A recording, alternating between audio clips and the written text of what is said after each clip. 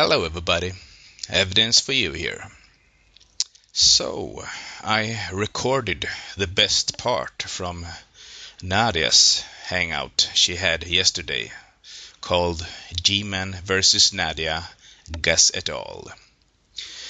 Take a look at this, you won't be disappointed. I quote, I have not met the burden of proof. That's what you said, right? Whose burden of proof did I not meet?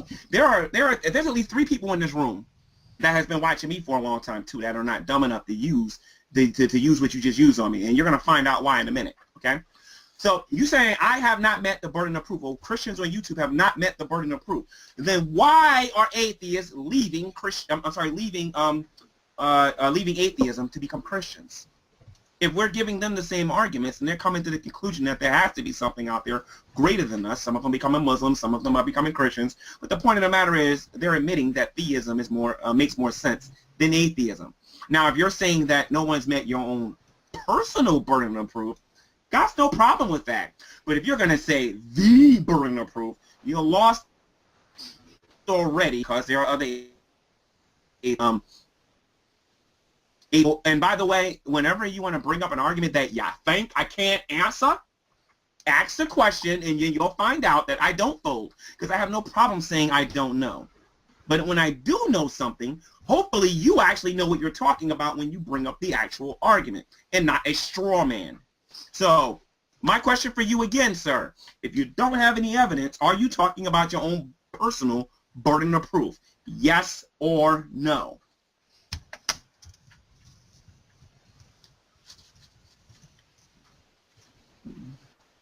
My own personal burden of proof. Well, you asked me if I was an atheist. You didn't ask anybody else here if they were atheists. You asked me. So by that set of standards, obviously, whatever burden of proof has to be met is a burden that sits between my own ears. But further than that, and you asked me which hangouts that I've been listening to. I couldn't even begin to count them.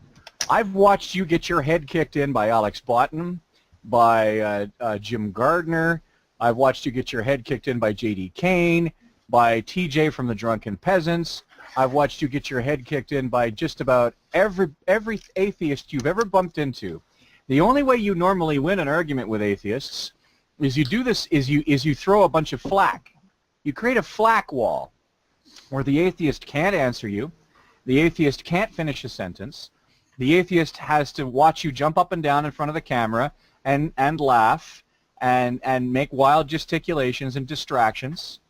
That's normally the only way you can survive in an argument with these people. And if you don't believe me, if you think that somehow I'm telling an untruth, I cordially invite you to go back and look at your own body of work. Now, you say that that body of work represents you when you were in perhaps a less prepared stage than you are now. Fair enough. But one of the best indicators of future behavior is past behavior. It is not a sole determinant, but it is certainly an important one. So at the end of the day, you can attempt to shift the burden of proof by splitting the burden of proof. You can attempt to shift the burden of proof by parsing the burden of proof. You can even attempt to shift the burden of proof by deciding there is no burden of proof. But you are trying to tell me that there is a God. You can't produce him. Your past attempts to prove him have been futile. Your arguments that you've used in the past have not been sufficient against atheists of similar mental caliber. So at the end of the day, you still have not met either my burden of proof or their burden of proof or the burden of proof of a number of atheists, which incidentally, you said there are atheists fleeing atheism to go to Christianity. There are more Christians leaving Christianity either to go to another faith or to go to atheism. So what does that say? Over. Your turn. Oh boy. Let's deal with it. G-Man, I would recommend you cut off your camera because it does use up your bandwidth and it makes you cut out a lot more. Okay. Yeah. So anyway, so according to this guy, Alex Biden kicked my butt, J.D. Kane. Now, who was the other person? Was it Jim Gardner, right? Now, the only way Jim Gardner could have kicked my butt, been on. He obviously watched what do you call it? What's that boring show that went out of business because of myself and Matthew Bell? What was that? Oh, Fundamentally Flawed. That's right. That's the show that me and Matt Bell put out of business. That's right. I completely remember. Well, actually, I'm gonna give him all the credit to Matt Bell because Matt Bell is just awesome when it comes to that kind of argument stuff and whatnot, right? So yeah, that's the last time I talked to Jim Gardner. As far as Alex Botton goes, I find it funny that you haven't brought up the argument where he kicked my butt. Are you referring to the argument where he claims I doc dropped myself when my first meeting with him is him doc dropping me? Or are you referring to the debate where it was on my channel and we was debating whether or not he was his own God, which I'm going to do to you in a minute, but we'll get to that in a second, okay? Where he clearly got his butt whipped because he couldn't lie enough times to try to suggest that he wasn't his own final judge or his own final authority, which I thought was humorous when he tried doing that. No, Alex Biden has not pwned me anytime here on YouTube. When you find when he actually did it with me in the room, please let me know and do a screen share. It's a wonderful thing. Okay. Number 2, you said Jim Gardner kicked my butt. Are you referring to the, no, I want to say the racial, how can I put this? His 100% pure hatred towards Christianity on Fundamentally Flawed when he made those derogatory comments towards me, which it sounds like you support it since you think he beat me. That would be number 2. J.D. Kane, are you referring to the fact that when he does his Junk Food Tuesdays, where he gives no education whatsoever, where all he does is mock doc drop, and since I know you see J.D. Kane as being this intellectual giant, I know that you agree with the morality of J.D. Kane, so that means you must think it's okay to mock and doc drop, kind of like what Richard Dawkins says, mock them, ridicule them in public. I appreciate you identifying yourself with 3 of the biggest trolls on YouTube. I appreciate that. But since I'm focusing on real debaters like Matt Dillahunty, and I will be debating whether you like it or not, Matt Dillahunty. Wait, G-Man, who is that now? Matt Dillahunty. It's not getting a debate with somebody like that. You know what I mean? So the bottom line is I'm going to be debating the guy. God is clearly blessed in what I'm doing, and I don't care what you think regarding that. But let's go back to the original issue here about more Christians leaving Christianity to go to atheism. The last time I checked, this was Christianity. This was atheism. Do you have any questions? Okay? There are not that many of you. If you come to Jersey City, for example, I get my bullhorn every now and then. I know I'm not going to use it right now. And I'll say, if there's an atheist out here who disagrees that God created the heavens and the earth, can you please show your face and stop hiding behind your YouTube camera and come out in public and talk to me about this? And no one shows up. Do you want to know why? Because simply put, there's not that many of you are in the world, especially here in New Jersey. Okay? So the bottom line is this. You're new to the great debate community, I can tell, because if you're identifying yourself with 3 of the biggest trolls on YouTube, you got issues. Since they beat me in a debate, man, please see the argument that was made, what my response was, and why it was bad. If you can't, I will gladly tell you what their arguments was, what mine was, and tell you why they were bad, since I remember all of them. I'm done. G-Man, your video feed is massively out of sync with your audio. All right, I'm a couple. As long as you can hear him, it's not really that bad of a problem. Right, I mean, it's just so you know, when you're gesturing, okay, so it took a while to catch up. Especially I never debate. I want to see how J.D. Kane defeated me when he said that the word, and me, Thick Shades, and several other people made him look stupid when we showed him that it was. And that's not the only one. You should see what I'm going to be uploading in a couple of days. Trust me, that guy's not as smart as you think he is. But I would like to hear why you think he crushed me and when he did it, Gus. And use Google, because you're going to need as much help as you can get with this one. I need a laugh. Come on, you can do it. Come on. This is funny. You speak about singular instances where you've taken people on, usually in situations that have nothing to do with the actual question that you asked me about.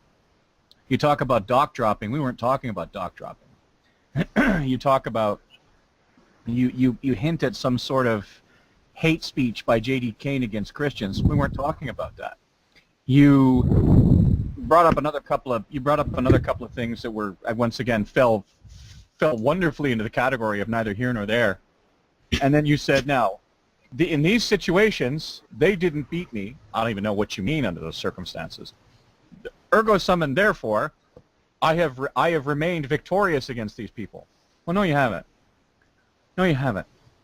Because unlike you, who are cherry-picking the instances of fights that you believe you did well in, I'm looking at them as a whole. Generally speaking, by and large, usually, when you run up against Jim Gardner, Alex Botten, J.D. Kane, and yes, Matt Dillahunty, you've already taken Matt Dillahunty on. You tried calling up his TV show a couple of times, and both times you got your ass punted so far off the TV show, usually within less than 2 minutes of you actually managing to get on there. It's a wonder you weren't mistaken for a fucking falling star and picked up and studied by NASA. So, that being the case, as far as you holding up two pieces of paper and saying, this is Christianity and this is atheism, I don't know what that is supposed to mean to anybody except you. There's no numbers there. It seems to be some sort of impromptu pie graph or bar chart made exclusively by G-Man. But it doesn't mean anything. I could hold up a big sock and a bigger sock, and it would be no more representative of how many Christians there are versus how many atheists there are than what you held up. Now, as far as going to find the specific instances of the stuff that you're talking about, I don't need to. They're there. They're everywhere. You trip across them. You are, generally speaking, by and large, not considered an authority on your own religion, because while you have a charismatic knowledge of the Bible, you don't have an extensive knowledge of the Bible. And people who try to argue evidences with you usually get quite a ways into the argument before you throw up a flak wall because you start to panic. Because you only know enough of the Bible to be able to preach Christ crucified and risen from the dead, and you're really not very good at any of the other parts of it. And how do I know this? Because I've seen you show your biblical ignorance in the kind of hangouts and debates and YouTube videos, the very ones in which you're declaring victory. Go ahead. I'm done. Okay. Gus is new, guys. I just want to let you guys know who are watching this. Gus is new. Give him some slack. He's a moron. I understand that. Gus, I only called Atheist Experience one time. You said I called there a couple of times. Okay? He's no Gus, I'm one of these... Okay, I apologize about that. But Gus, I called Atheist Experience one time. You don't watch my channel. You're listening to a bunch of hearsay. Stop acting like you watch my channel because you don't. Jim Gardner has never been on my channel. I've been on Fundamentally Flawed twice.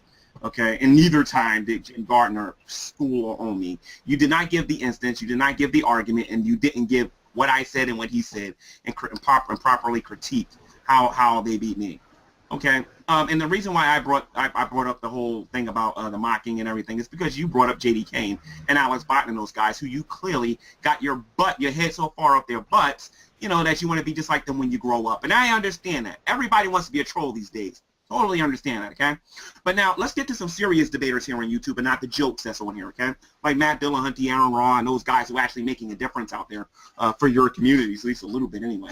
Those are the people I want to talk to. It's people like J.D. Kane and Alex Botten that's making your community very unattractive. And if you actually do some research, you'll see why. Okay, Alex Botten needs to get out of the great debate community. He hasn't put up a decent argument in a very long time. Neither has J.D. Kane. Well, actually, I'll take that back. J.D. Kane did bring up a decent argument against my friend Mr. Ken Jones, which I would love for you to talk to him one day, Gus, because I need a good laugh, okay? Now, here's the thing now. You're saying that none of the Christians here on YouTube respect me as an authority. I'm very happy they don't. The only person that they need to respect as an authority is a person of Jesus Christ, not me. I am a man. I have a mission here on YouTube, and I am accomplishing it down to the letter. You're the only one, you and several other atheists here on YouTube just don't get it. I do, okay? which is why you probably have about 2 subscribers and I don't. Okay, and why only practically no one knows who you are. People know who I am because I get on here and I speak my mind and I tell people what I think. I don't come on here and go to the land of make-believe and pretending this is what I believe in when I don't, like you was in the previous hangout. When I actually was atheist, it was like, well, I don't want to talk about whether or not I'm an atheist. I'm going to pretend I'm a theist. And if you want to do that, then that's fine. You want to act like a little baby, that's fine. But me, I'm a Christian and proud, and one day, hopefully, you'll repent of your sins and you will come to know Jesus Christ is your Lord and your Savior, like so many other former atheists have. Now, as far as my knowledge about the Bible, again, I wish you would just ask me a question regarding Scripture, because if I don't know, I'm going to tell you I don't know. If you want to talk about slavery, we can talk about that, and I can show your biblical ignorance on the topic, because I have no problem with that. If you want to talk about the flood, I can talk about your ignorance on it concerning the Bible. I have no problem with that. You want to talk about Sodom and Gomorrah, homosexuality in the Bible. You want to talk about what sin, righteousness, and judgment is, whether that hell lasts forever or not, God's nature, whatever you want. We can talk about it, because according to you, I don't know anything about these things, but yet, everyone watching, has he asked me one question regarding Scripture, yeah, except for, what's the book of Titus about? Okay, so again, Gus, aside from that one comment, the only reason you're even getting my attention right now, Gus, the only reason is because in the previous hangout, you said that that pastor was doing hate speech, and you was corrected with that. So please, if you're going to say I don't know something, please, let's get into one discussion. Let's talk about the flood. You don't believe that happened, do you? Let's talk about how the flood was impossible according to your atheism. And then I'll show you one more reason why you're really a theist and why you're suppressing the truth and unrighteousness. I got no problem doing that, Gus. I'm not the dumb one in here. You're the one making claims about somebody in which you don't know where I stand on things. I'm done. I'll wipe the floor with this guy.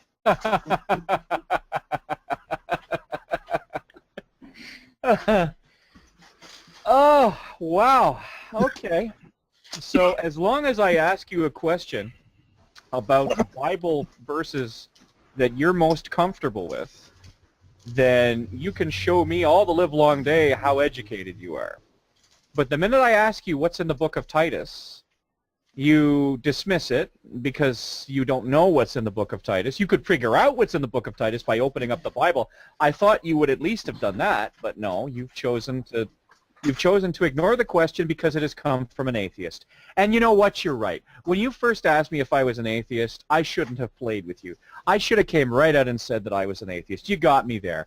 Now you go out and you make a whole shit ton of videos because between the two of us, I can tell you that you're an awful lot more concerned with how many people are watching you than I am. So you go ahead. I give you permission. You use me to make book from one end to the other. You make all the videos you want to about me, about how I know nothing, and about how I lied to you at the beginning of the debate and told you I worship the unconquered sun, and all that other stuff. You go ahead. I give you permission. I give him permission. Knock yourself out. But here's what none of that will change. None of that will change the fact that you have refused to accept the burden of proof is on you to prove the existence of God, not the other way around.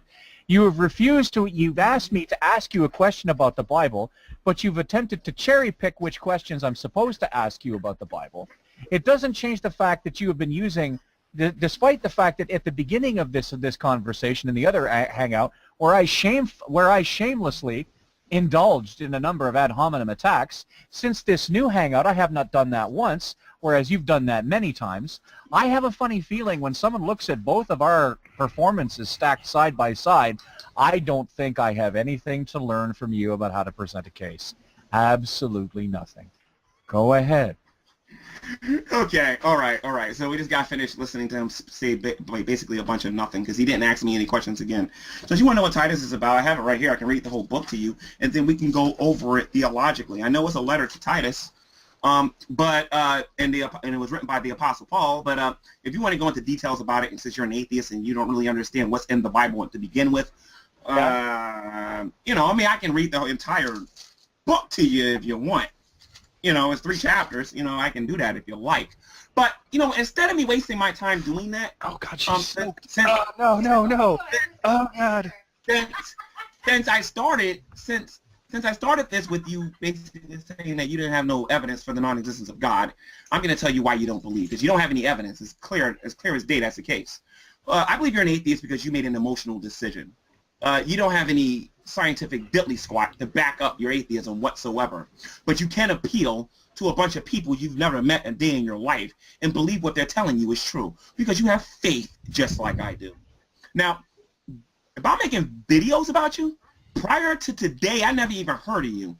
Not only will I not make a video about you, but you probably won't get to talk to me again, okay, until you prove to me that you can hold an intellectual conversation. Nadia will get a conversation with me. Art will get a video faster about him. It's something he said about me faster than you. I talked to Art more than one time. Scott, let me see who else is in here. Mackenzie, but me and Mackenzie cool peoples. Let me see something here. Who else is in here? There are people in here who I've spoken to. There's Ray. Yeah. There's other people in here I spoke to before that I can talk to, and I can be like, you know, I will gladly make videos about them, but Gus, you're just blah, blah, blah, blah, blah, blah, making it sound like you're smart and whatnot. Okay, I believe you're an atheist because you made an emotional decision. You know what I think, Gus? I think you got into an argument with an atheist. They kicked your butt, and then whatever you believed before, you stopped being that thing. You just got sick of people calling you names. You got tired of people teasing you, and that's why you became an atheist. And you know what? I can understand that because that happens to the weak. But for those of us out there who want to dance, no, we're cool, Scott. We're So I think G-Man, I am going to destroy you in a rap battle. Yeah. Okay, cool. You can destroy me in a rap battle. Cool. But you see this right here, Gus? When you actually are ready to have a conversation about this, like, and one more thing I want to address, because I'm done talking about Scott here. Okay. I'm sorry, not Scott. Gus. This knucklehead said that Matt Dillahunty beat me on the Atheist Experience when I called that show. I want to take this opportunity to let everyone know what Gus believes is a victory. It's very simple. You're talking to someone on the phone, you hang up on them. You're the winner. That's the intellect of Gus.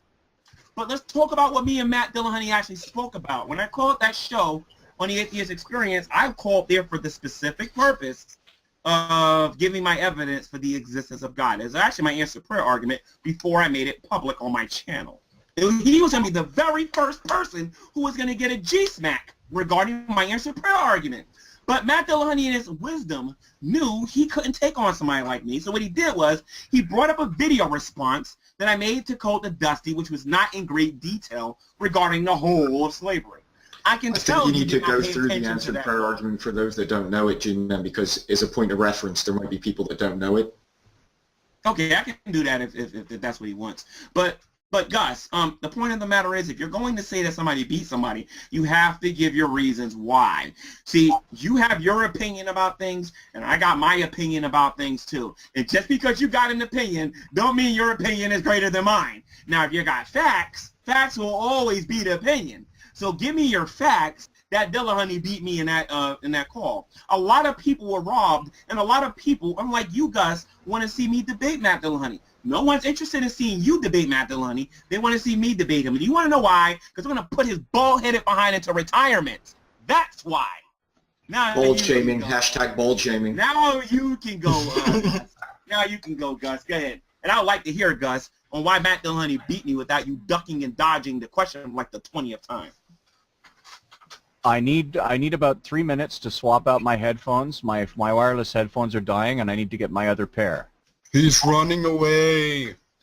I will return in about 3 minutes. As a matter of fact, I'd like you to take that 3 minutes to just keep talking about me, G-Man. Go on ahead. I'm not I actually think this is a great opportunity. A lot of people wanted to ask G-Man some questions. Yes, absolutely. So I cede the floor. So this would be a great opportunity for that to happen without it, blowing up. And, right. And before you guys ask your questions, I just want to say that I originally came in here to talk to Gus and also to save Nadia's hangout because I was watching it and I almost fell asleep 40 times. Nadia, you're welcome. Go ahead. Damn, could you be any more self-absorbed, G-Man? Really? I'm joking around. My God. Listen to me. When you guys have your all atheist hangouts and you're talking about Christians, I mean, seriously. Come on. Do I need to repeat some of the stuff that you guys say in there? That we just have to eat and we can't say anything about it? Come on. No, you're talking about the ones you watch? Everyone is watch a welcome lot in of them. Nadia's Hangout. You're not banned from Nadia's Hangout, unlike all of your Hangouts where half the atheists are banned already. No, I only got That's Alex not Biden being and able to say JD Kane. anything. No, I have JDK and Alex Biden and I think Fiona banned from my channel. And But more. other than that, no, just them. Oh, And really? the other people are drunken peasant fans who want to come in my room and porn bomb me. Those are the people that You have 3 of my accounts blocked, so that's bullshit. And who am I talking to regarding this? Star Splitter, what's good? Oh, Star Splitter! No, I have 1 of your accounts blocked. Oh no, you have all 3. I think I only have 1. And I watch know which this. one. Can you screen share as you open up your block list? I don't think that'd be a good idea because I'm lagging right now, and it might take a long time and I might crash. I don't want to do that. Then why But you know what? If running I do have you blocked, then if I do have you blocked on all 3 of your accounts, I'm assuming all of them are named Star Splitter, right? No. G-Man's. What are they called? Star Splitter, Chronomax, and Smoky Chimney Lantern. Chronomax. All right, I'll look at I that. would And if briefly you're point out blocked that my block list dwarfs, well, the sum total of all of yours combined. yeah, I don't have that many people blocked. We literally had to change Hangouts because of all the people who you had blocked because you couldn't enter the room. And that's No, true, G-Man. no, G-Man, look, you no. weren't, when on the initial hangout, you weren't in here for 15 minutes before you had already blocked Gus. You had already blocked him just because of the arguments. And No. I blocked Gotta Gus. win. I blocked Gus because Gus was acting like a 2-year-old. I thought think you just people- said you only had Fiona, Alex Bond, and JD Kane blocked. No, he just brought up Gus, and he said that I wasn't in the room more than 15 minutes before I blocked Gus. I blocked Gus because he was acting like a 2-year-old. Yeah, and that's And how he you think you muted win me, your. and That's he how you muted me. think. You think that's how you win your arguments when you block somebody and they can't No, respond. And you no. proved it. You proved it by only being in here for 15 minutes on the other hangout, and you had already blocked Gus. And you No, consider these wins, no, or Yeah, no, no. or it's you kind call of it like a troll. when Matt Or you Dillahunty call thinks it a you're troll. acting like a 2-year-old, and then he Yeah, hangs up please with the let, phone on you. Please Okay, let him yeah. respond. Do not mean Yeah. to lodge a accusation. All right, thank you. No, I don't. I'm not claiming victory because Gus muted me, and I warned him if he did that, I would ignore him. That's not a victory in a conversation. That's me shutting up a troll. I don't like talking to trolls. Well, That's all How that. Matt Dillahunty hung up the phone on you. Once again, I wasn't trolling him. Yeah, you were. I wasn't trolling him. Okay, so since you think I was trolling him, okay, since you know so much about the call, when did he hang the phone up on me? Somewhere along when you kept justifying slavery, I haven't watched the video in a long enough time. I Oh, wasn't so why looking are for you that talking phone. about something you know nothing about? I do know something about it. I watched the video So then multiple when times, Kind of blasted in your now. face about it. So when Nadia did he? Nadia Thanks wants for to that. say something. Yeah, guys, Whoa. Nadia wants to speak up. Well, I wouldn't come down too hard Yeah, on Ron. having people. Ron. I wouldn't come down too hard on G-Man for having people blocked. Man, you've got, I don't know, 50 or something, not even 100. I've got over Yeah, 30. but I've But got you're not claiming victory I have- over them. over 30,000 blocked. yeah, okay. So here's the thing, though. Now, somebody in here who's an atheist, I believe this is this guy who has been here that long or whatever, right? He said that that Matt Dill, Why that, does that he it did matter? not watch the Atheist Experience show that I called. That is false. But then, You are lying. You are lying. Then let me finish. You are But lying. Then who said that? Who said That's a that? by the way? sin. You are lying right now. Let me Silence. legitimately Please just let him told finish. Please let him If- finish if- before you. Yeah, whoever's doing that, could you shut? Yeah, thank you. So here's the thing now. Matt, he hung the phone up with me when I said the iconic words that we're gonna have to agree to disagree. Now, why don't you watch the video and look stupid right now when you see the part when he hung the phone up on me? Okay. You just got on when you play it, by the way. But go ahead. Is it not a sin to lie? Because I told you I Play watched the the video, video. and then Play you... the video. Play the video. Yeah, no, I'm Look watching it. stupid in a minute. Play I'm the watching video. it. He's gonna say, I said, I agree to disagree. We're gonna have to agree to disagree, and he hung the phone up on me. That ain't no victory. Okay. You just proved live in a live hangout that you're willing to talk about a topic you know nothing about, which proves You, that, sir, that you're are probably an dishonest atheist, and- that you're probably an atheist because of hearsay, Hey, not because of G-Man. fact. Shouting doesn't make you right. Oh, in G-Man's world Like it an does. otter, although In you do G-Man's it world, Okay, this is okay, the okay, win. okay, I love this. So I'm in a live hangout where an Right, atheist so I'm going says I got my to... butt whipped and he didn't even watch the video. And he didn't even watch the video. You are lying right now. Watch the I video. watched- Turn the volume up to play the video. Play the Okay, video. Okay, it doesn't. I was there. I know what happened. G-Man, shut up for a second. You are lying. I told you I watched the video. However, I do not keep a good recollection of every single YouTube video I've watched because if I remember every clip of you acting like a clown, my memory would have to be infinite. Regardless of what I'm playing at the end right now. Shut up. You gotta let him finish too. Wait a minute. Who said that? Sideways? Sideways said that? That's Sideways saying that? Okay, cool. Just want to know. You're going to the block list, Sideways. Yeah. How dare I'm not gonna block him. I'm not gonna. But if he's not gonna acknowledge, he's gonna get ignored. That's all. Right. That's right. So continuing. Yeah, whatever. You are dishonest and unwelcome to come back to the show until you acknowledge it. That's exactly what you just said. Okay, so when he kicked me out, when he kicked me off the program, why did he kick me off the program? Because you were being dishonest. He told you. He told you. Sideways. Why did he kick me off the program? He told you you were being dishonest. I just put the video and the time.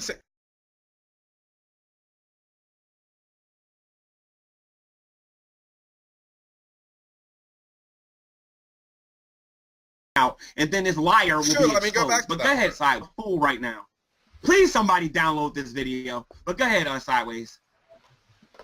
Just for clarity for everybody, I think Gus is back, and maybe we can get back. Gus, are you back? I'm here. Okay. G-Man, your shirt is kind of. So what had happened is that he was bringing up an example to contradict you, and then you just said, I'm going to ignore that evidence, as you do with everything. That's not what I said. Are you interrupting again? He brought up like a Deuteronomy or Leviticus passage, something like that, and then you say, let's care to disagree, and then he hangs up on you and says, until you're actually willing to confront this, we are not going to talk.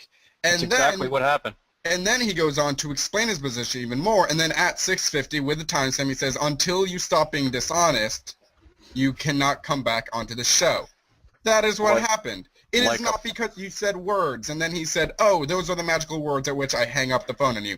It was because you were being dishonest. And by the way, that's not how you spell the word sideways. It does not have two A's in it. Mackenzie, can you do me a favor and unmute Mackenzie, please? Sure, what's up? Can you do me a favor and screen share the Atheist Experience call toward the end on right before Matt Dillon hangs the phone up on me, and see what I say to him before he hangs the phone up on me? Yes. Okay, and by the way, I also want to say this. I'm going to use this as justification to prove that Sideways is a troll. Can you do me a favor, Mackenzie, real quick, and then to show everybody what I said? Because you're not being honest, Sideways, and I'm going to prove it, and you're not going to like what I'm going to do afterward. So can I please see what the heck I said before I was hung up on? Come on, Sideways. Welcome, friend, to the show that never ends. We're so glad you could attend. Come inside. Okay, may I please see the Mackenzie? Could you please screen share it? Because I can't do it. My thing lags too much. And by the way, Sideways, you're an atheist, so you do understand what I'm going to do after I prove you're a liar, right? I know you're going to block me because I'm not going to block you. No. If I don't get some atheists in here that admit that you lied, I'm putting that tag on all of you. I'm pretty sure it's lying to say that I never watched that. We're about to see it right now, you liar.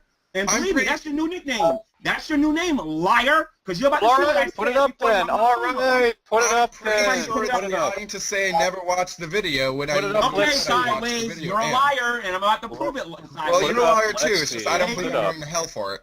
Put it up and let's see. Play the video. Let's play the video. That's why you're a liar. Yeah, I don't think I can do the audio of it. So I mean, I can just watch it. You can't do the audio of it, and he knows that. He knows the Hangout isn't equipped to do the audio. This is just. Wait a minute! Whoa! I can do it. What we call in hockey, we call this ragging the puck. That's what he's doing. He's ragging the puck until we all get tired of the game. I'll play the video. Hold on. Wait a minute. Hold on. You just said that this Hangout's not equipped to do it, right? Now you're a liar, Gus, for talking out of turn. I'm going to use my phone right now, and you're going to be able to hear it. I'll make sure of that. Okay, to prove to you that you're a liar through your teeth, okay, that anybody can hit the YouTube app there and play it so everybody can hear it and see it, and so that the people who are watching can hear it and see it. You're liars! Worrying about you. You're liars! Now here's the thing, Gus. If you can't be honest either, then me and you are done too. Because you're saying, I mean, unless you don't have no experience with Hangouts. Well, if you're looking for an excuse, I guess. I mean, if you're looking for an Listen to me. This is what I said. This is what I said. I said, and I quote, okay, we're going to have to agree to disagree. And he said, you know what, G-Man, and you're done. And that's when he hung the phone up on me because he presupposes. Now I'm actually going to get into it. I can try to get into play here in a second. Yeah. Matt Dillahunty presupposes that slavery in the Bible is immoral, but Matt Dillahunty won't go into the details. No, he spent the whole entire call explaining it to you. Whoa, no.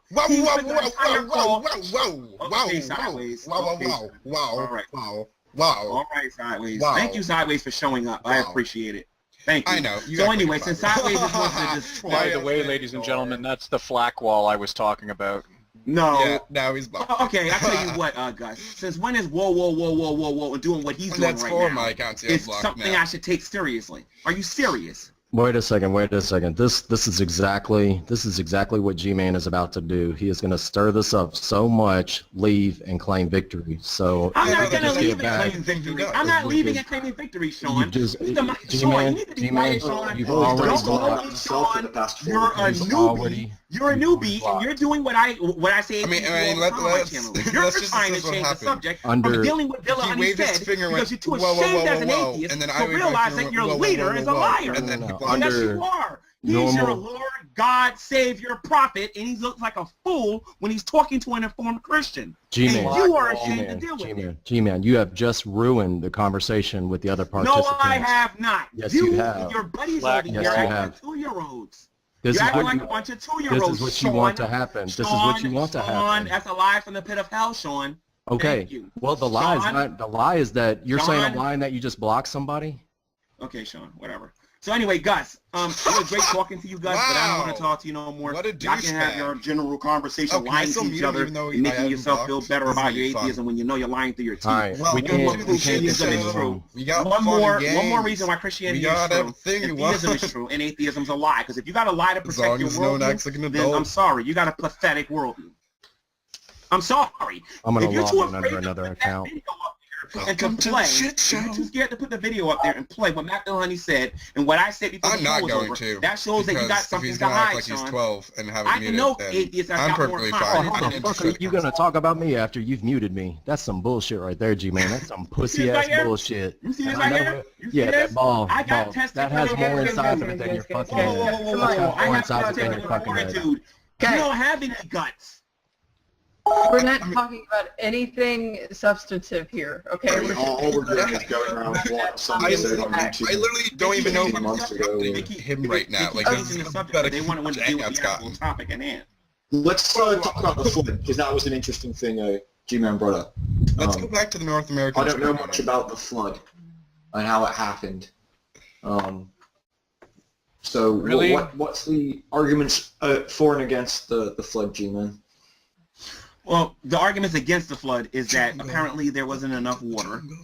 They don't know how all the animals could have fit on a boat, which was the ark. The arguments against it also is has something to do with the strata layers versus how they're describing how the ground was or whatever. They have arguments saying that I believe that there wasn't enough water and some other things and whatnot. Sean, now, what camera do you use? I have demonstrated on my channel, and I'm not the only one. There's other Christians on here too that have demonstrated that the ark was big enough to hold all of the animals and do everything that the Bible was claiming regarding Why regarding how is big the G-Man ark was. allowed to block people? Hello? Why is G-Man allowed to block people? I was asked a question, and now I'm not 60, allowed to like, answer is it it. Logitech or Wow. something? Why is Okay, G-Man just allowed to block real quick. Okay, Gus, just real quick. Please let him finish his statement, and then we can discuss. Honestly, Is he talking? Is he still talking? I don't know if he's talking. G-Man is talking. This is fucking ridiculous. This is utterly fucking The ridiculous. reason. Okay. So anyway, got the animals. That's number one. Number two, there was more than enough water because back in those days it didn't rain yet, and there was a canopy, and God was using a greenhouse effect to to moisturize and to give the plants all the water they need and whatnot. So You make it sound like skincare. there was water under. Well, if you want to know our answers, I can give them to you, or you can. No, it's fine. It's just the way it sounded like someone using moisturizer. It was just a funny way you said it. Yeah, I can't wait to hear your side of the argument. I just can't wait. Anyway, so yeah, the waters were coming from underneath the ground. They was coming from the sky, you know, and since it was a supernatural act, God could have the water come any way He wanted. Okay. God was immoral apparently for flooding the earth because all the people did was not believe in Him, because the people did not believe in Him.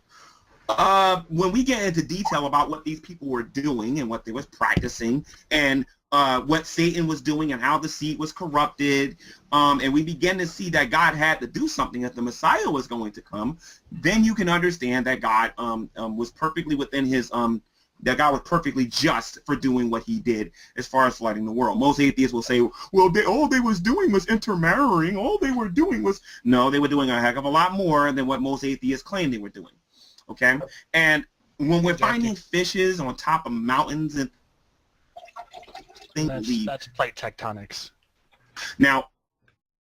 Oh God! The arguments that are being made me think at one point that there was a local flood. On the mountain thing. We literally learned about that. So I know no one's listening to me now. You heard the last part. I would be shocked that you interrupted me. What state is G-Man from? Yeah, I changed my position about a year ago from a global flood to a local flood. Then I started doing some study, and then I went back to believing in a global flood because I believe there's more than enough evidence to suggest that there was a global flood. Okay, so those are the arguments. I didn't go into a lot of detail with it because obviously people don't have the patience here to listen to all of it. Okay. Now, do you consider that a win just now, G-Man? No, I don't. I answered his question, Sean. Okay. Okay. Do you think you're winning right now? He asked me a question, and I answered his question.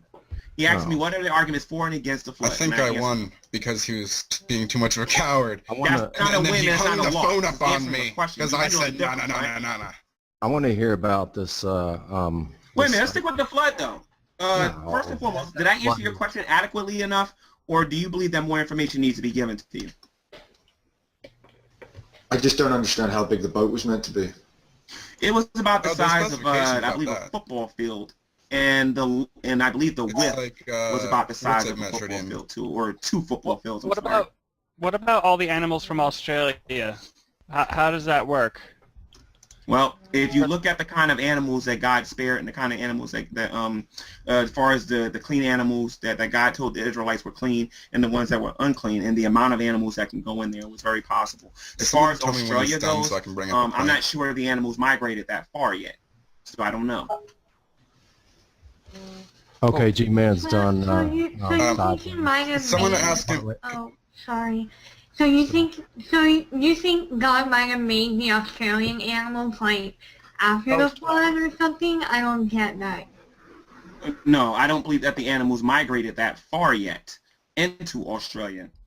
For example, if you look in Genesis, it says that Adam had the job of naming all of the animals. No. To the best of my recollection, he never left Eden. You can suck it. You know what I mean? And a lot of people believe Eden is somewhere either in Africa or very close to Iraq, somewhere in that vicinity. Okay. He has my other accounts blocked, anyways. When the flood happened, I think that the majority of the animals of the world was just in the direct region of where the Israelites were. After the flood, I think that's when people started bringing the animals to those different parts of the world and whatnot. That's my explanation for it. Now, other Christians might have different explanations for it, but that's mine. That is not a victory, by the way. I'm just answering a question. Understood. Yeah. Does first of both people and animals be associated with the Tower of Babel? I'm sorry, say that again? Because it's a shit show, Scott. People and animals be associated with the Tower of Babel? I would think so. Let me check. That's Genesis chapter 11, if I'm not mistaken, right? I think so. Let me see.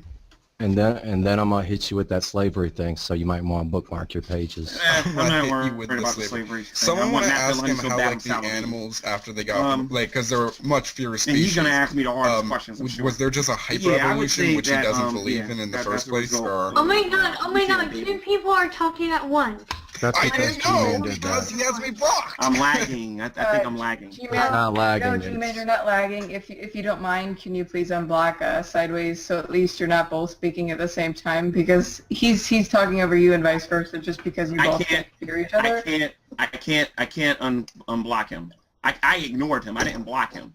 So just officially for the record, you have entered into a debate and blocked 2 people now. No, I ignored one person, and that was Sideways. Well, G-Man, one was Gus, and the other was Yeah, that was in a previous Sideways. hangout, because I'm not going to Oh, it's a tolerate star talking to splitter. an adult like la la la la la Star la. splitter. If you It was want to star talk like that, that's your personal prerogative, but you won't be talking Oh to shit, me. guy, have these. G-Man. Jesus. I need to like turn down the brightness on my monitor. We And can by always, the way, I gotta go soon, Nadia, because I got a show to go to. I gotta destroy AIDS. I have a real conversation to get to. But anyway, does anybody have anything about slavery that they want to talk about? Yeah, I'd like to talk about slavery. Sure. Okay, G-Man. Tell everybody why you think slavery in and of itself wasn't a bad thing as described in the Bible. We're not talking about the Bible when I say that. Okay, say why slavery was bad. Okay. By the way, Or for those of wasn't you bad. who don't know, don't Without know, the commentary, just answer by the freaking way, for question. those people out there who don't know, the atheist community makes a claim that owning a human being owning another human being is wrong. Period. Period. Okay? I stand by that. Now, I my response to that is that there is nothing wrong with a human being owning another human being in of itself. So my argument regarding that is in response to the atheist community. The transatlantic slave trade was horrible because, number one, people were stolen from other nations. The Bible condemns that, and you will get the death penalty in the Bible over something like that.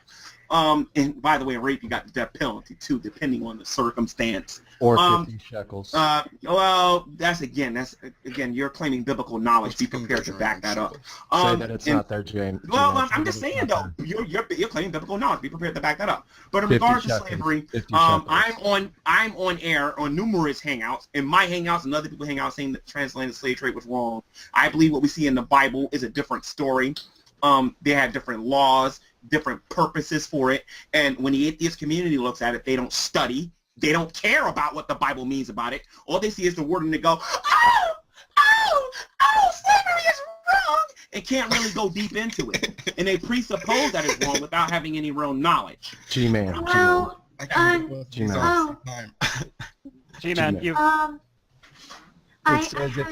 It says if you beat your slave and they can get up after 2 days, then you've done nothing wrong. That's not what it is. You're presupposing No, that no. the slave owner That's what will it beat says. them close to death. No, you are presupposing that the slave owner will beat that slave within an inch of his life, and as long as he's living.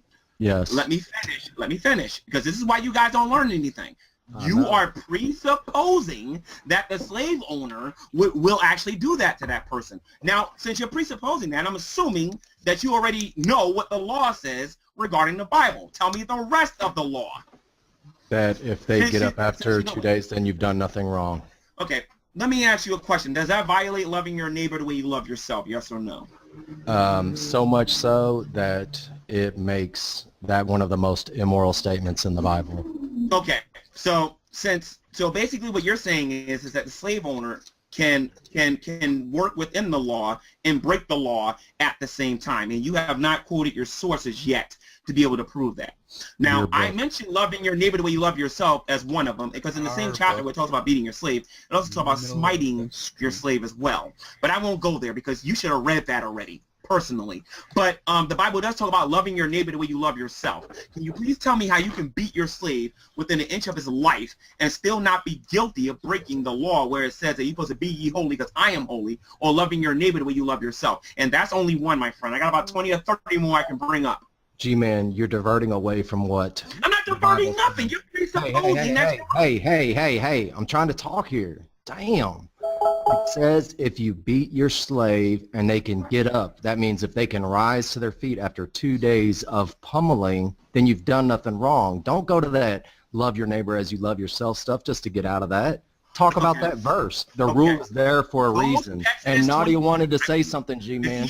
Let's just stop. In Leviticus, Sean, could you please do me a favor and read the verse in question, and I'll prove to you that you're presupposing it. Either that or you have a third grade reading education. So can you please get the Bible and actually read the verse for me, please? Preferably the King James Version, a book you don't read because you go to evilbible.com for your arguments. So can you please? You're right. I don't keep trashy books around my house. Oh, I don't keep trashy books either. You know that God Delusion book? That's garbage, man. It's totally garbage. And all the Christopher Hitchens books and Richard Dawkins books. Garbage. God ain't great. Oh, that's garbage. Have you read it? Have you read that book? Oh, I read it just as many times as you read the Bible. But you don't have it around at your all. house. Zero, not a zero. None, not a zero. Okay? So please you sure stop. criticize it a lot.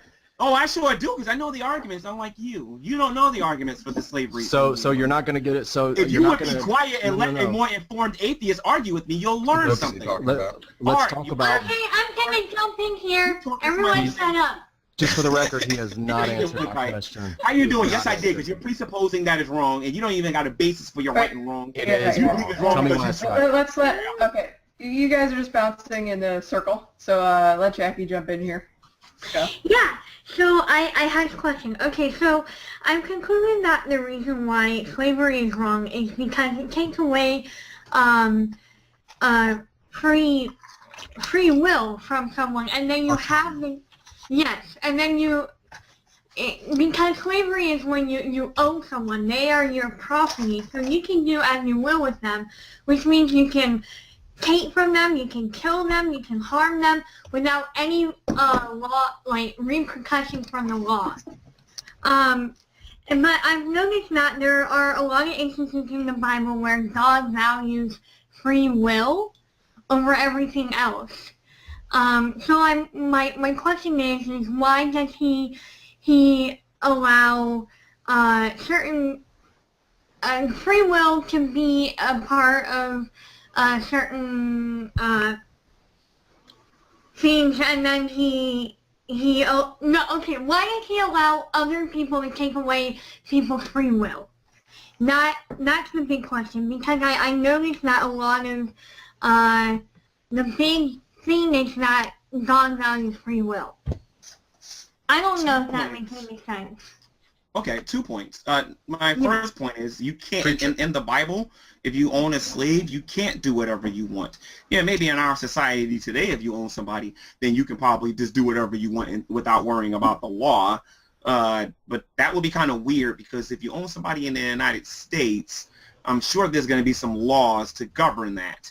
So I don't know about the rest of the world, but I'm referring to the United States.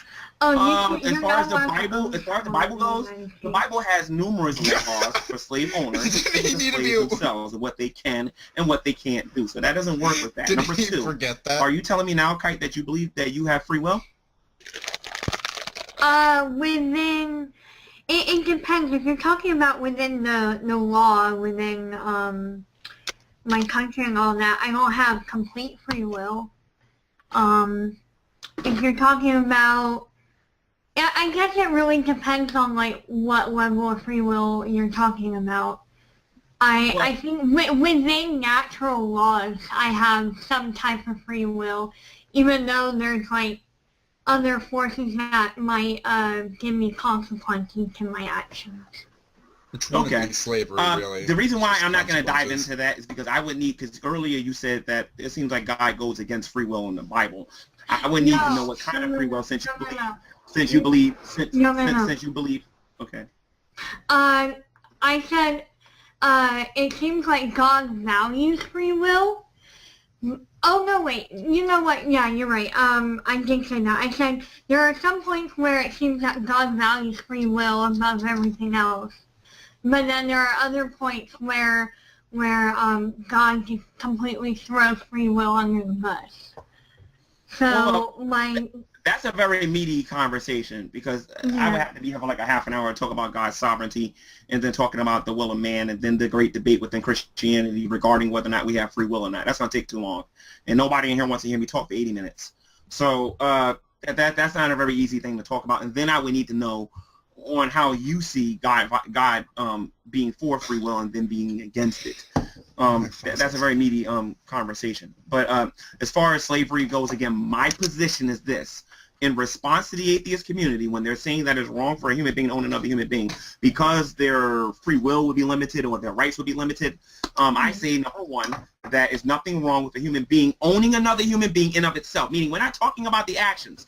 Kite, you can owe me right now. You can say, Gary or G-Man, take $1 million and go feed the hungry. I don't know how that's immoral.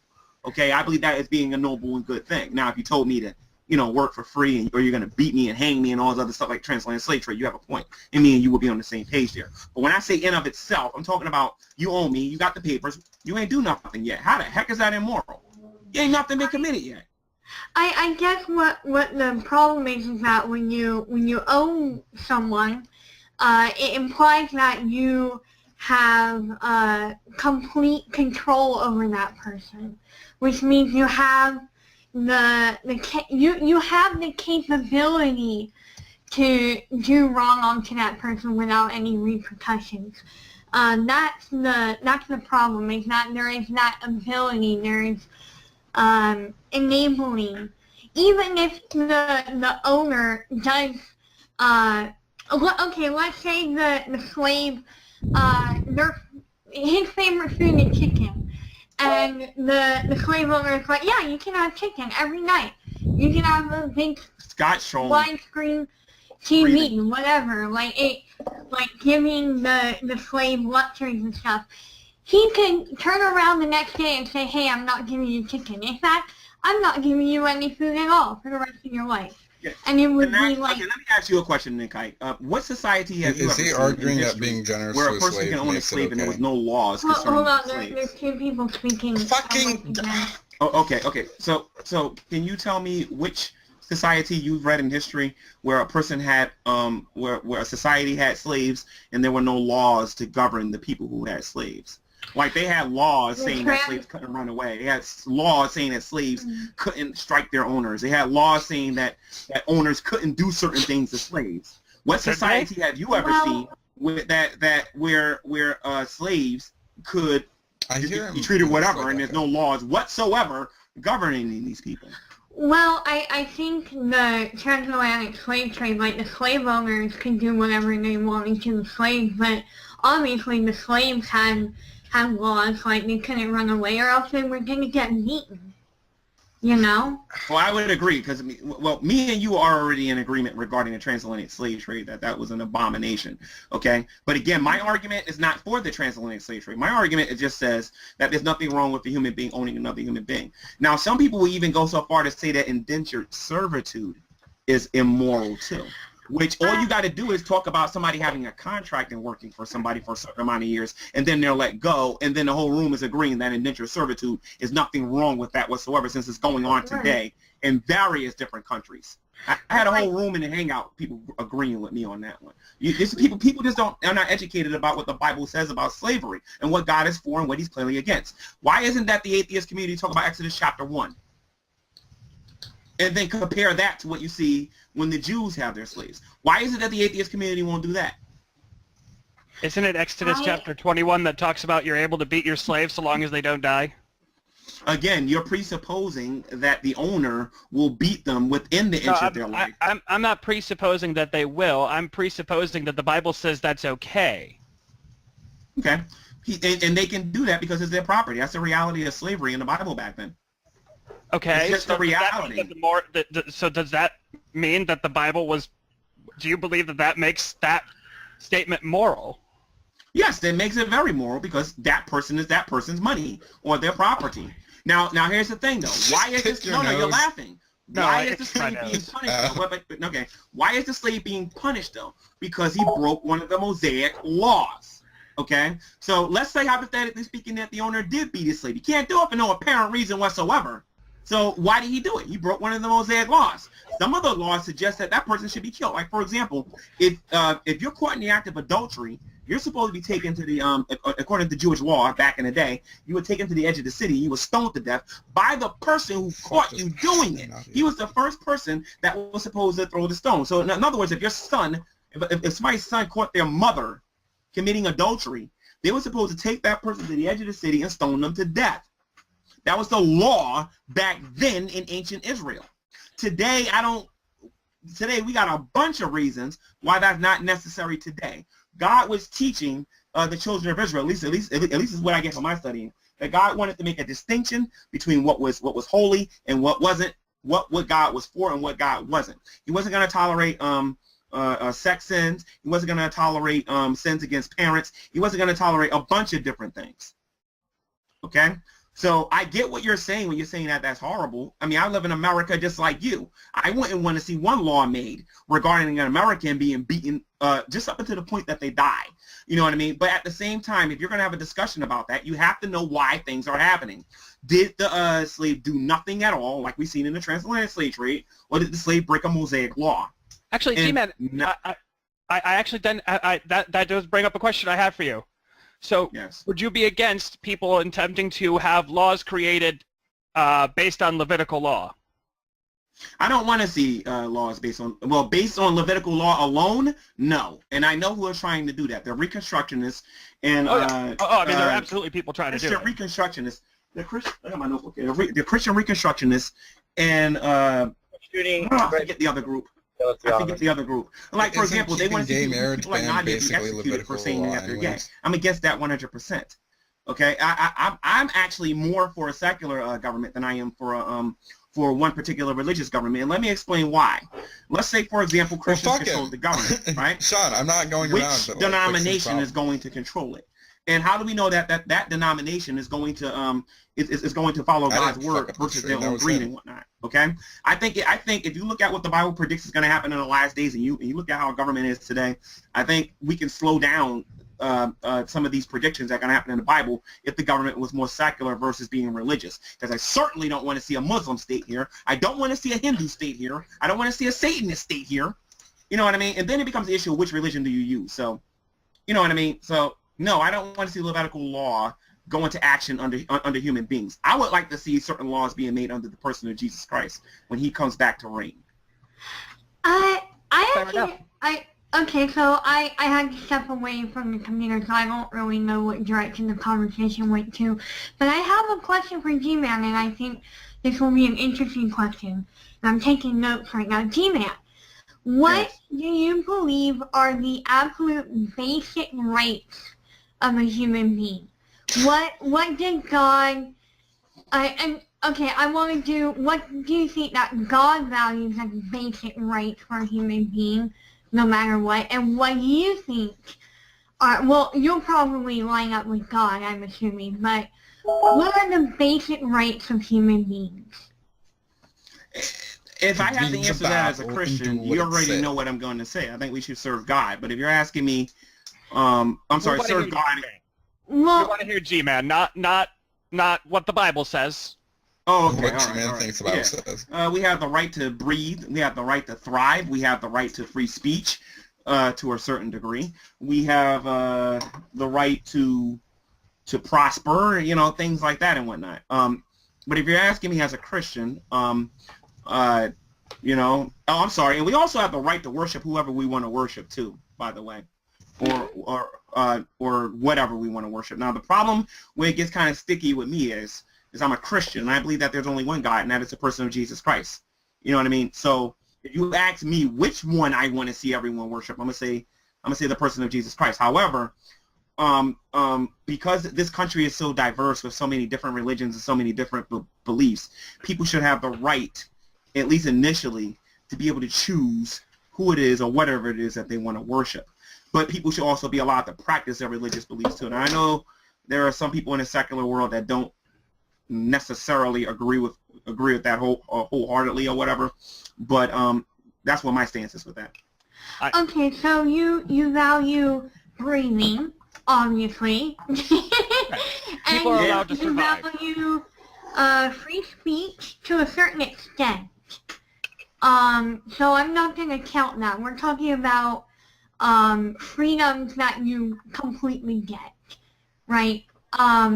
So breathing and the right to worship whatever God or whatever divine being you would like to worship. Is there anything else like food, water, shelter? I would like to see every nation have clean water. Every nation be able to feed their people. You know, these governments are so corrupt these days. They're stopping a lot of their people from getting food from richer nations. You know what I mean? And that kind of thing isn't going to end until people, you know, speak up about this stuff and whatnot. So every human being has the right to water. Every human being has the right to food. Can someone ask him, like, what does he mean? I mean, if you're asking me, like, to give you, like, this list of everything that we have the right to, well, you know, more than likely, me and you both are going to agree, but I don't have a list here prepared for you for, like, all the things that, you know. Yeah, I'm going somewhere with this. Right. So in the realm of owning someone, right, because we do need to define owning someone and what rights the owner and the person who is being owned has. I believe that the owner and the slave has a certain amount of civil rights that need to be followed. Regarding the slave, okay, I'll put it to you this way. Let's say there was no such thing as war, okay, and everything was like a quote-unquote utopia or whatever, or close to that or whatever. Scott, what are you doing? I think that the person that's going to be enslaved should be able to make the decision to be enslaved to that particular thing. Like, for example, you could be a slave to a vice, drug addiction, or something like that or whatever. You know what I mean? You could be a slave to debt or whatever. You know what I mean? That person should be able to make a voluntarily decision, a consensual decision to be part of that thing. Now, as far as force goes, well, then we're getting into war, we're getting into war laws and all that other stuff and whatnot, and that's something different. So basically, should a person be able to say, hey, I want to stop being your slave now, and then stop being your slave? Well, yeah, according to whatever the agreement was. Of slavery. Yeah, according to what the agreement was. In the Bible, was the answer that yes? If a person became an indentured servant because of debt or because they couldn't provide for their family or something like that, they knew it was going to be 7 years, and they knew when that time was up, you know what I mean, they was going to be leaving with a certain amount of things with them. You know what I mean? They know that things are going to be provided for them. They're not just going to be there being whipped for no apparent reason, having the women raped, because the Bible is against that. There are several laws that are against them kind of things. So, as a matter of fact, if you read the Bible talks about the differences between what you've seen in Egypt in Exodus chapter 1 and 2 versus what you see being instituted in Israel. So you believe that okay.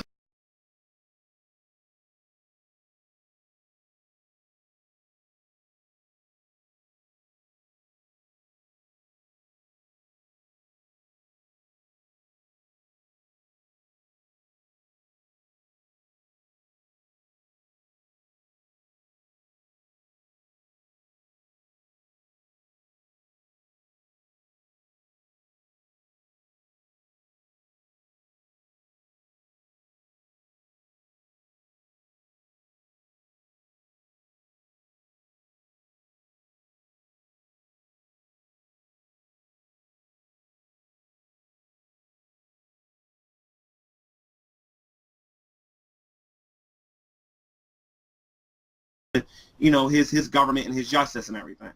Okay, and that's when me and you are going to begin the drift. Do you think that the people who, you know, in war, do you think that the prisoners they captured and turned into slaves, do you think that they were given the basic rights that you began to list, like water, food, obviously able to breathe?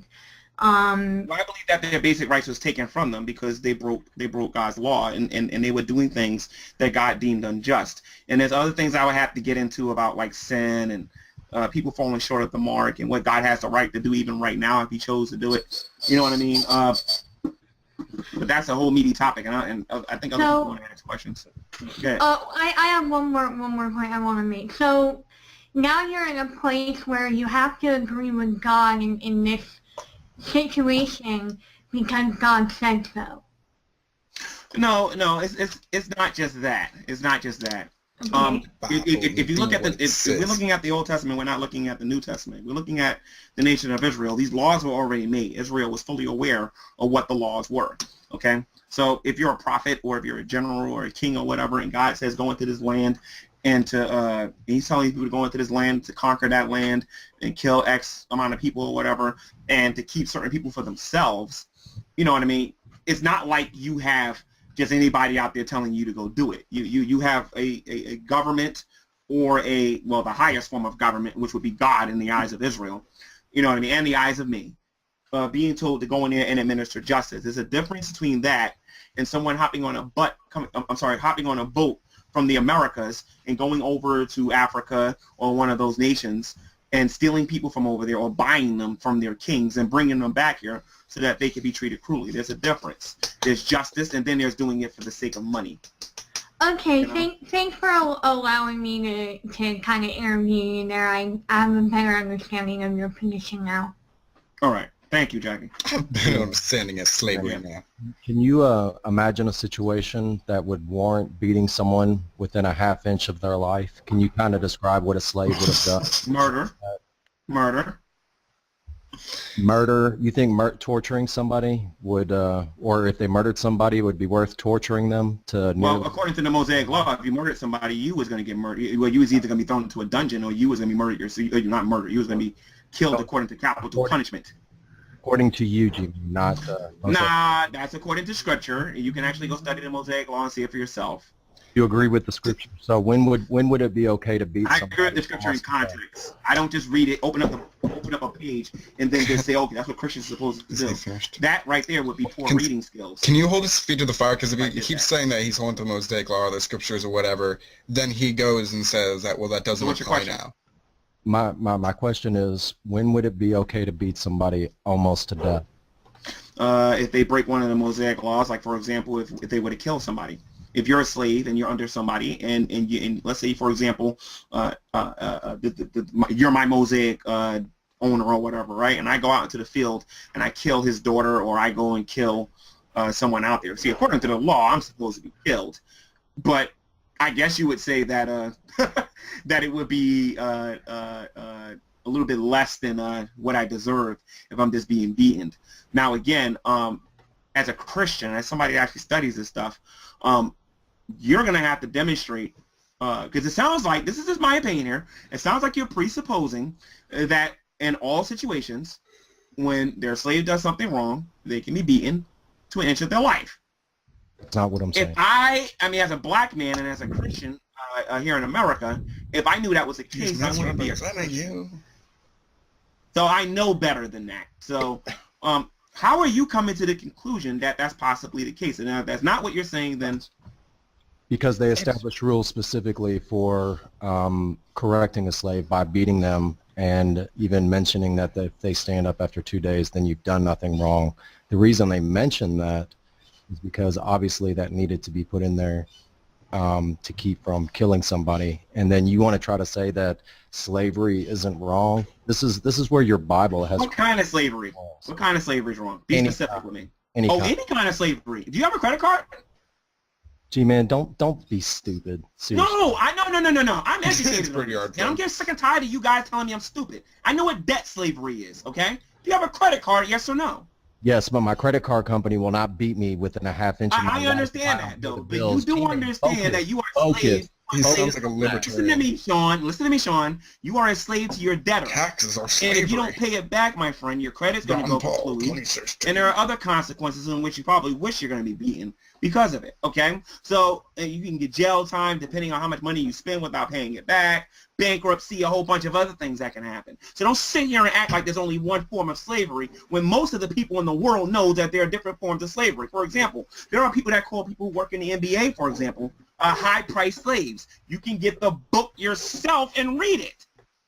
But none of them, not one single example that you've given, has any kind of punishment like beating someone almost. Right. And I noticed that you're focusing death. on and that that's one very, thing. That's very. You're talking I over. noticed that me. you keep focusing on that one thing. Man, you're still talking over. G-Man, let him finish, yeah. None of them have a consequence like beating somebody almost to death, and that is exactly what you want to do. You want to talk about other types of slavery except for the one that's in your Bible, and there's very good reason for that, because you don't want to admit that it's immoral. The first thing you do is you want to talk about credit cards, taxes, all kinds of other stuff, because you don't want to talk about your Bible telling people that they can beat people within a half inch of their life. You just don't want to talk about it. So all you do is derail credit cards, taxes, do you own a house?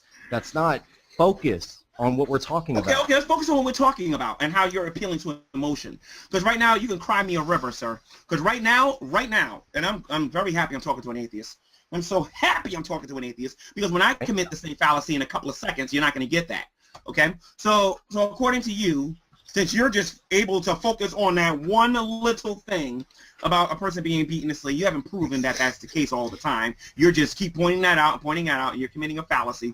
And that's you're committing a fallacy because you're appealing to emotion. Oh my God, God is immoral because he allowed a law and people can be beaten. No. Now I'm going to do the same thing now. Sean, let me ask you something, Sean. Are you against militant atheism, yes or no? Describe militant atheism. Oh, I was talking about the militant atheism that was over there in communist Russia, where church buildings were being destroyed, Dawkins, where respect people are mocking them, ridiculing them in public. God, what I can about hear him Coca shouting. Dusty getting on YouTube and saying that he wants to eradicate theists off the face of this earth? What about people like Forbidden Fruit that says F God and F all the people that are out there worshiping him? Don't give me that garbage acting like you don't have the same problems. Again, and by the way, unlike you, I'm not presupposing anything. I can screen share the garbage happening here on YouTube and in history. You, however, have failed to be able to show me how you can prove that that's happening all the time. You are committing the fallacy. You're committing you're appealing to emotion. And I would appreciate if you stop doing that, acting like I don't see I don't see that's what's happening right now and whatnot. Come on now. I know that Focus. I know that this topic is emotional for you, G-Man, and if I worship the same God you did, I would probably get emotional. It's not emotional. You're interrupting me. Quit interrupting me. Sean, it's not emotional for me, Sean. It's not emotional for me, Sean. G-Man, let him finish.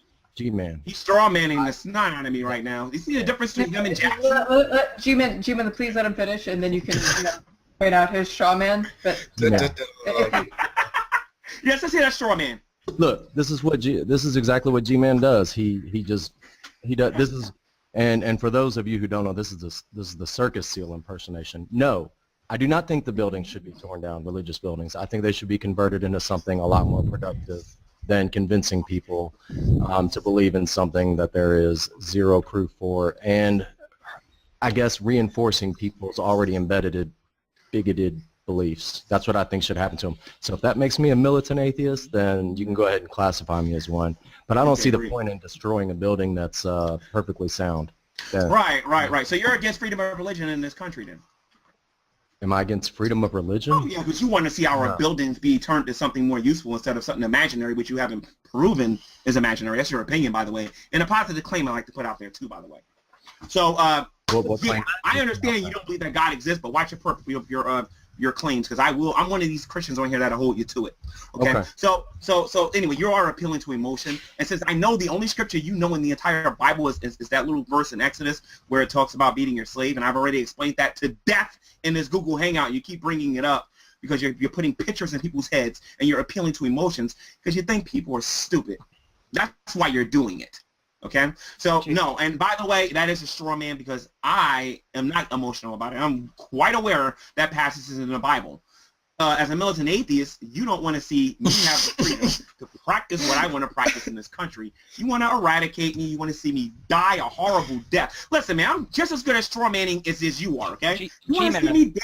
You want to see me get the guillotine? You want to see me shot because I'm a Christian and I believe in God? Call me crazy because I believe in God? Take away my religious freedoms in this country because I'm a Christian? You know what? If my religious freedoms go away, so does yours. Because in this country, atheism is a religion. Own it. Is it also because, like you said to Alex Botten, are you saying it's because you're black also? Is that why people are coming after you? Does anybody else have a question? Does anybody else have a question? 'Cause I'm done. Yes, G-Man. yes, I have a question. Oh, well, I did talk for a very long time, and I see Nadia's hand is up. Or who said G-Man? I was trying to speak up, but Nadia, if you've got something. Yeah, just keep in mind I do have a question, so come back to me Well, after other people many talk. other things that I have to say. I'll keep this one brief. Would the Vatican, St. Peter's Basilica, be an objectionable model to you, G-Man, or what to convert churches into? I say that again? Would you regard the Vatican, St. Peter's Basilica, as something objectionable to convert churches into? He doesn't know what a fuck a basilica To is. convert Christians into? No, to convert, like basically, is it like the primary or, the pinnacle, like, best church to, like, the best way, like, that's the way I interpret the question. Vatican? Oh, no, I know. No, and it's unfortunate, but a lot of churches are trying to copy the Vatican, but no, I don't support that nonsense for a second, no. Well, I would characterize it as being now something of an art museum and a repository of ancient documents and literature. I'm in agreement. I'm sorry, man. those of you out there who are Catholics. I forgot my question, so I'm gonna have to go back to the stream and watch like the last couple of minutes. Give me a second. Yeah.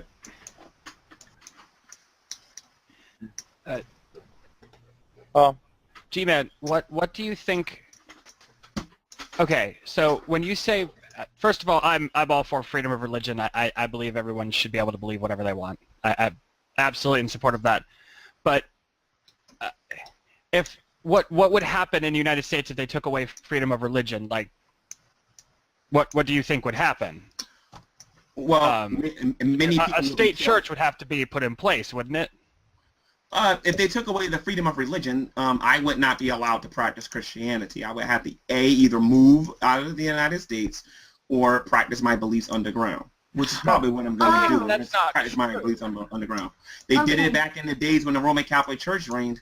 A lot of people were worshiping God without telling the Vatican anything, because back then if you did, you was you would turn to ashes. So for you, that would be implementing a state church. No, it wouldn't be implementing the state church. What it would be for me is to go underground. No, Well, I don't want to see the That's state. how freedom of religion goes away. I don't want to see a state church. Sorry, Right, I don't want to see that. I agree. So what you're saying is that freedom of religion being taken away is if we were to instate a state church.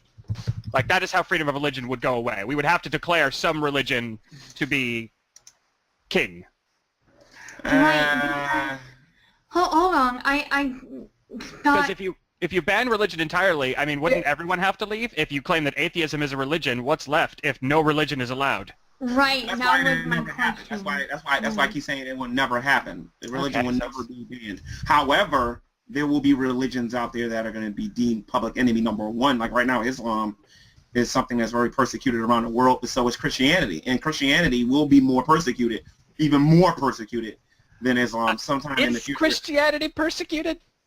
Wait a minute. Oh I want you to my God, understand really? something. I understand in the United States, a lot of Christians are not being killed because of their faith here. But in other countries, it's a different story. People being crucified, burned, there are killed. other countries, yes. But let me explain to you what I mean by being persecuted. Atheists are not the only enemies to Christianity. Islam is, Hinduism, every other religion out there that's against us is an enemy against Christianity. I would even argue that the Vatican is an enemy to Protestant Christianity. Now, you might disagree, but if we had a one-on-one hangout, I can prove it to you. I don't need a one-on-one hangout to know that the Vatican and the Catholic Church have a spotty history when it comes to other sects. That's nothing new to me. All right. I would say Islam is definitely definitely an enemy to Christianity in general. There are other faiths out there that I think are more neutral about the matter. Like Hinduism isn't really against Christianity; they just don't believe it and follow their own beliefs. Muslims predominantly, tell you something. like Islamic radicals and terrorists, predominantly actually attack other Muslims, non-Christians. But I think if there was a Muslim-Christian war, it'd be a lot of death on both sides. Yes, he's talking. Yeah, Fucking. Say it with. Okay. What were you saying, G-Man? I think if there was ever a war between Christianity and Islam, like a gun knives type war, Another war. you know what I mean? Yeah, like one of those kind of There wars. have been a something like that. few. I think that because I think one of the sole reasons why Islam thinks, or a lot of people think they can take on Christians because, you know, we're these peaceful people that let people beat us up and whatnot and everything. But in reality, if we were to actually fight back, Yeah, Islam, history has not shown Christianity to be that way. it would be a bloodbath. Well, Someone has a feedback loop. Juggernaut. You're Oh. talking about Christianity. Now, you know what? I'll be open to this. The early part of Roman Catholicism, when they first got started, an argument could be made that a lot of them were Christians, were Bible-believing Christians. They just had some bad doctrine with some things and whatnot. An argument can be made with that. I've had like people like Gretchen, Gambler, and some other people like that hit me up with something like that. But as you go on throughout history and you start looking at these popes and some of the things that they're doing and whatnot, I can't call that Christianity. It's disgusting. You can't force somebody to be a Christian. If they say they don't want to be a Christian, you burn them at the stake. It's ridiculous. Jesus don't teach that. The problem is that, and you're talking about stuff that Catholics used to do or something like that, right? But there's a lot of there's atrocities that Christians, like just regular Christians, have committed, but I don't hold them accountable for those crimes. Just like we shouldn't hold all Catholics accountable for things that the higher ups in the Catholic Church have done. You know what I mean? We take everyone on an individual basis. I agree with you with that. And you should judge someone's faith based off of them and not based off of the people who share their label. You know what I'm saying? No, you're right. You're 100% right with that. That's why I say most of the time anyway that when it comes to the people that's in the Roman Catholic Church, if you adhere to the doctrine of the Holy Roman Catholic Church, that's when you're going to get in trouble. Because a lot of those doctrines are antichrist, you know, especially when it comes to the Pope. Especially when it comes to the Pope. And then there's the sacraments and the re-killing of Jesus every time they have a mass and everything and whatnot. That stuff is unbiblical, you know. And I'll talk to any Catholic about that any day of the week regarding that. But yeah, you're right on an individual basis. You have to ask each individual Catholic, do they adhere to the teachings of the Holy Roman Catholic Church? Because there's a lot of Catholics that reject a lot of the teachings in the Holy Roman Catholic Church. I know for my parents. I know for my parents, the sticking point that keeps them in the Catholic Church is they believe in the transubstantiation. Outside of that, I think they would be switching over to Protestantism. Everything else with Catholicism, they're not really big on, but that's a sticking point for them. I wish I could talk to them. My parents? Probably never happened. Yeah, I wish I could. They've been. You guys can shut me up about atheism for about a good 3 months if I can talk to some Catholics on a regular basis. Well, I'm an ex-Catholic and I went to mass and I did the whole spiel thing, and I have my own criticisms of the Catholic doctrine, but I don't think that just because there are some things that might be unbiblical, that doesn't mean that every Catholic is not a Christian. If I were a Christian, I would not make that assumption. I think that a lot of the arguments you have against, or some of the arguments that I've heard against Catholicism being Christianity, having stuff like, oh, you pray to the rosary, or you worship saints and you marry and you do all these rituals and ceremonies and stuff. Well, I think, even as a Catholic, I kind of saw them more as tools rather than, worshiping any, like, idols or anything like that. I think that when you pray to Mary and these saints, what Catholics believe, and I don't know if Christians believe this too, but or other Christians, is that they're talking to Mary, or they're talking to the saints, or they're talking to their loved ones. Doesn't mean that they're worshiping them.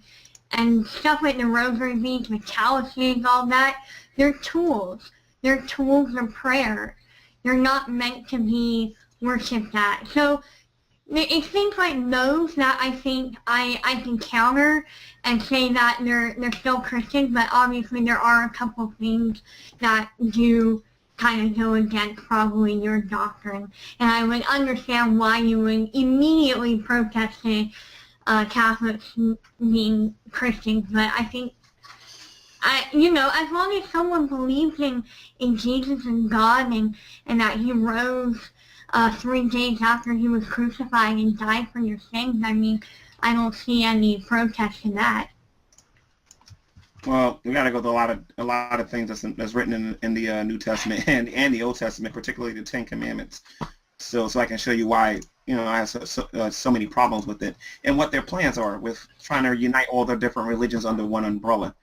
So I get what you're saying. They have a lot of similarities with Protestants, but there's a reason why Protestants left Roman Catholicism. There was 99 to start. Yeah, pieces. But guys, I gotta go. I gotta do that creationist cat thingy in a couple of hours. We gotta destroy AIDS. I don't know how we're gonna do that, but we're gonna destroy AIDS. So we're gonna make it happen, man. We're gonna pray hard. By the way, that's creationist cat that said that, not me. I don't think I'm gonna be able to destroy AIDS, but I'm curious. Charity fundraiser phrase. That's super cute. I was in the hangout that 13 Heathens game late last night for Magnus Mayhem, and my boyfriend put on a dress for $100 donated. So if you want to check that out, it's on Shadow Heathen's channel. Shadow Heathen? Yeah, Shadow Heathen. Okay, I'll check out 13. It was fun last night. You guys can tune in or come join us, but it was fun, and you all should donate to the cause. Yeah. Well, have me on some I'll do that. time, and I'll offer arguments for the positive assertion that there is no such thing God, as well as relatively concrete counter characterizations of the various treaty arrangements of the world, including the Americas, Asia, and Middle East. Before I leave, I want to let everyone know something. For those of you who are watching and those of you who are here, I'm not really doing Google Hangouts anymore. I might do the G-Man versus the world every now and then. But if somebody here wants some clarity on where I stand with slavery, since Matt Dillahunty's too scared to to talk to me about this and whatnot, you can start a Google Hangout. You can invite me and just ask me questions there, and I'll, you can moderate your own Hangout. You don't have to come to mine. I can come to yours. Sound like a good idea. Yeah, and give me a certain amount of minutes to answer your question, and at least you know where I stand. You know what I mean? So just contact me via Google+. Dragnut has me on Skype. Nadia has me on Skype. I'm not sure. Oh, Art has me on Skype. I don't know about everybody else here. But you can contact me on Skype. They can give you my information if they want. And you can contact me on Google+. And I'll gladly answer your questions.